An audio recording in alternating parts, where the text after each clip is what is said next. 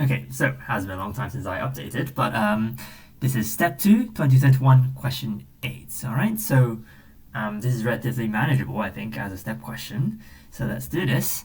So what do we do? So A part 1, show that for n equals 2, 3, and 4, blah, blah, blah. If I differentiate twice, that guy gives me the expression on the right. Well, this is just differentiation exercise, right? So hopefully my algebra is okay this morning. So let's see. So what do we have? We have, well, let's actually get the first differential out of the way first. So this is t to the n, 1 minus t to the n. Okay, so what do we do? Well, we do the product rule, right? So this will be n times t to the n minus 1, brackets 1 minus t to the n, plus, okay, what is this? T to the n times n to the 1 minus t to the n minus 1. And there's a chain rule in there, right? Because there's 1 minus t. So because of the chain rule, this plus becomes a minus. Okay, happy so far, yeah? So we have this. Now differentiate twice. So d2 dt squared of that guy, okay, which I'm going to just write tilde. So more product rule, yeah, more product rule. So this will be n times n minus 1 of t to the n minus 2, right, times 1 minus t to the n, and then plus what? Plus n times t n minus 1 times n 1 minus t to the n minus 1. Okay, and this becomes minus, of course, yes. Because, again, there's a chain rule in there.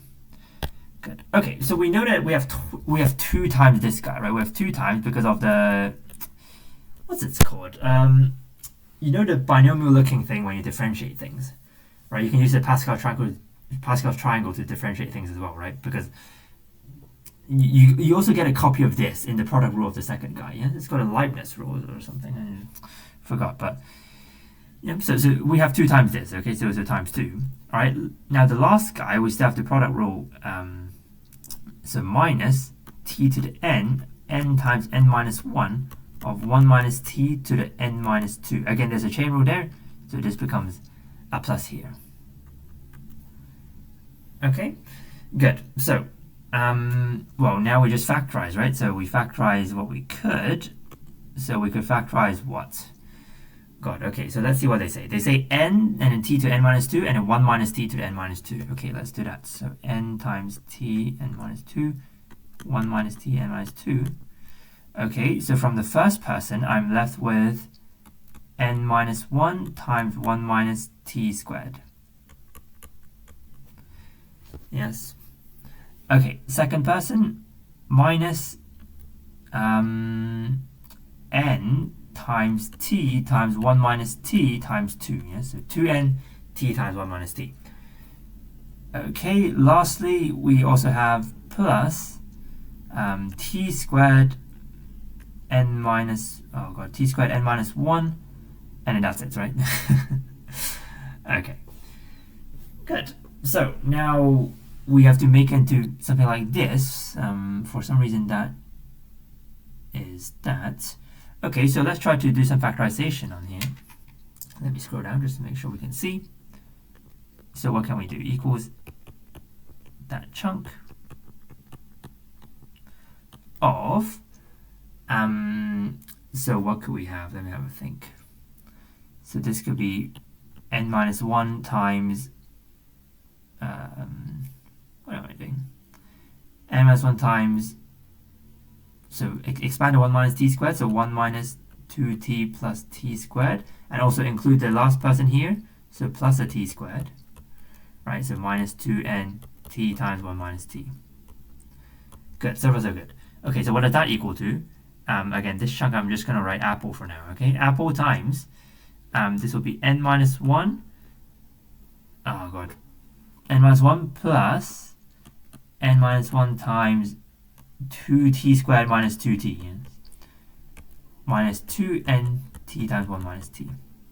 Good, this is actually getting to the right direction. Okay, so what is this person? This person is just 2t times n minus 1 times t minus 1. Yes. Good. Okay, so then everything should be well. What do they want? Okay, so 2 times 2n minus 1 times t times 1 minus t. Okay, good. So I think that should be there, right? I mean, if you go equals apple times this guy, so if I change this to a minus, then this t minus 1 becomes 1 minus t. Right, so if I change the plus to a minus, then the t minus 1 becomes 1 minus t. So then I can factorize this. So this becomes 2t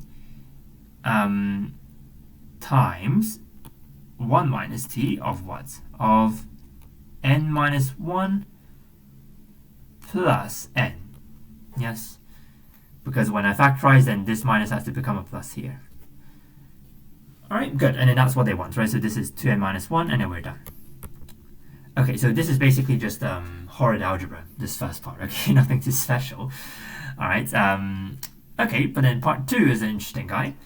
So the sequence t naught t1 blah blah is defined by this integral here.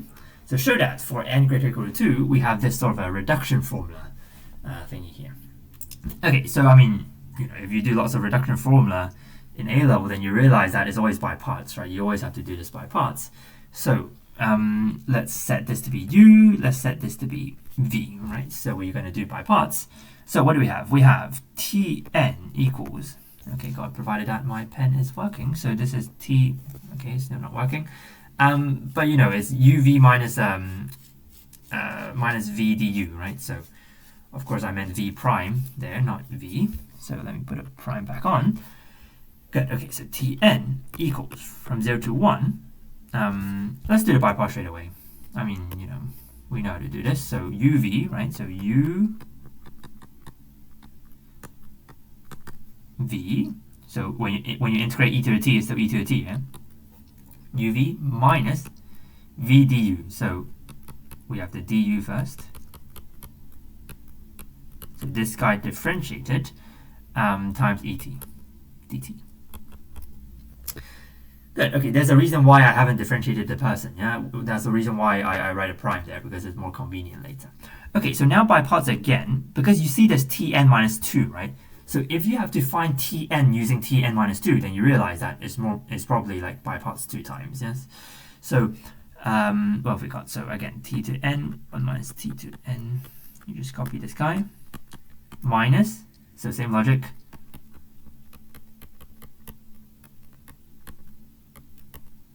This guy, and then plus the integral of, okay, I can't be asked to write it, okay, double tilde. Sorry, the tilde and then double derivative, yeah? Tilde double derivative, e to the t dt. Alright, so good? Okay, so now what do we have? Well, first of all, we know that the boundary conditions is 0 to 1, right? So this guy definitely goes to 0, yes. Because t to the n, well, 0, there's 0 there, right? And then 1 minus t, when you sub in t is 1, that shuts down, yes? So that whole term goes to 0. Now, how about the second term? Well, it turns out the second term also shuts down to 0, right? Because if you imagine when you differentiate this person, you have something like t to n minus 1, some product rule, right? And then the second term, blah blah, plus some 1 minus t to the n minus 1, and then you have another term, right? That's the product rule. And then the thing is that n is greater or equal to 2. That means that n minus 1 is at least 1, right? So again, same logic. When you sub in the boundary conditions, 1 and 0, again, this shuts down to 0 as well. So this also doesn't exist. Good, so we're left with the second term there, right? We're left with the second term there. Good, okay, then life should become quite easy from here. So Tn equals, now we're going to use part 1, right? That's why part 1 existed. So that would be the integral of, okay, so there's an n factorial outside, of course. So that's a constant, so I pull it out. N times Tn minus 2, 1 minus t, n minus 2, times n minus 1, minus 2, 2n minus 1, t, 1 minus t, right? And then e to the t dt. Good. Okay, and then from now, I mean, we don't need to do this anymore because it's clear. So first of all, this chunk is the Tn minus 2 chunk. right? And then this chunk is the negative 2 times 2n minus 1 tn minus 1 chunk.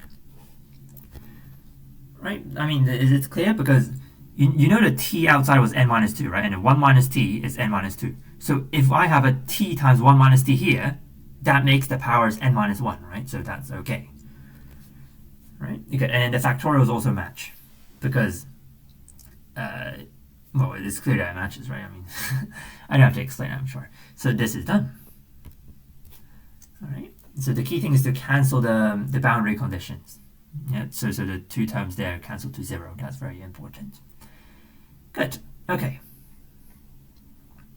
Now have a part 3. So evaluate t0 and t1 and deduce that for n greater or equal to 0, tn can be written in the form that. Okay. So off we go. So we do what we're told. So t0 is from 0 to 1 of 1 over n factorial e to the t dt. Okay, lovely. That's very convenient. N is 0, by the way. Sorry. So this 1 over 0 factorial. So that's even gone, right? Because 0 factorial is 1. Okay, that's very easy. So this is just e minus 1. Yes, it's self-explanatory. Next guy. t1 equals from 0 to 1. Okay, please don't move. Yes, there we go. From 0 to 1 of t times 1 minus t over 1 factorial e to t dt. Good. Okay, so, when we have a polynomial multiplied by an exponential function, yes, then of course it's by parts. Yeah, so we have, so this guy's t minus t squared, right? So we have t minus t squared times e to the t minus the integral of 1 minus 2t times e to the t dt. So that's by parts one time. Okay, by parts the second time. T minus t squared e to the t minus this guy plus the integral of negative 2 times e to the t dt. Lovely, good. Okay, so again, think of the boundary conditions. When I sub in 1 and 0, this guy is gone. This guy goes to 0. Yes. Okay, how about the next person? What if I sub in 1 and 0 there? So when I sub in 1, this is e. When I sub in 0, this is 1. So e minus 1 for this term. Okay, this term is e minus 1. Good. Now how about the integral? The integral is just plus minus 2 of t0, right? So we have t0. So this is just e minus 1 plus minus 2 of e minus 1, which is basically 1 minus e. Okay, so good. There's just algebra so far. Why can Tn be written in the form that? Well, because you see t0 and t1, right? It has something in terms of e, and it has also some integer, right? So, these are integer coefficients, essentially, right? So how do I calculate t2, for example? Well, t2 is some combination of t0 and t1, but of course all of these are integers, right? This is an integer. And of course this is 1 times tn minus 2, so that's also an integer. Right, okay, so I'm doing, integral combinations of integer coefficients, which still gives me integer coefficients. Right, like if I add and subtract integer stuff, it's still integers. Right, so that's why tn can be written like this, in terms of an integer plus some integer times e. Yeah, because all of them are integer coefficients, so I'm okay. All right, so that shows part 3. Good. Okay, so lastly, we have a part 4 as well. So show that tn is bounded between by this. Okay, so this shouldn't be too hard. So first of all, we consider tn is 0 to 1 of t to n 1 minus t to the n over n factorial e t dt. So first of all, observe that this guy is always a positive person, right? Because I'm integrating between 0 to 1, so everything here is positive, right? So therefore tn is greater than 0. This is clear. Okay, now how about the upper bound? How do we establish the upper bound? So we know that between 0 and 1, okay, between 0 and 1, t to the n is less than 1, right? And also 1 minus t to the n is also less than 1, yes? So therefore we have tn is bounded above by the integral from 0 to 1 of 1 divided by n factorial and e to t dt. All right, because it's bounded above by 1, yes, so I can just use 1 to substitute it. So this becomes 1 over n factorial times t0, yes, and we know that t0 is e minus 1, right? So this is just 1 over n factorial times e minus 1. Well, of course, e minus 1 is smaller than e, so this is smaller than e over n factorial, of course. All right, so that shows the bound, both the upper bound and the lower bound. Good. Okay, so second part. Given that bn is non-zero for all n, deduce that negative an divided by bn tends to e as n tends to infinity. Good. Okay, so when n tends to infinity, what is this guy doing? Well, this guy tends to 0, right? Because if you divide by infinity factorial, that's not very big of a number at all, right? Because you're dividing by massive numbers, so it becomes 0. Good. What does that mean? That means that the Tn is sandwiched between 0 and something which is tending to 0. That means that Tn itself must be tending to 0. Right? And remember from part 3, what was Tn? Tn was an plus bne tends to 0, right? Good. So what does this mean? Well, that means that bne tends to negative an, just by arithmetic. That means that e tends to negative an divided by bn. There we are. So we have shown it. Good. Well, okay, technically the arrow should go the other way, right? Because the ends are on the right-hand side. But of course, you can swap the direction of the arrows depending on where the variable n is, of course. So that's done. Happy days.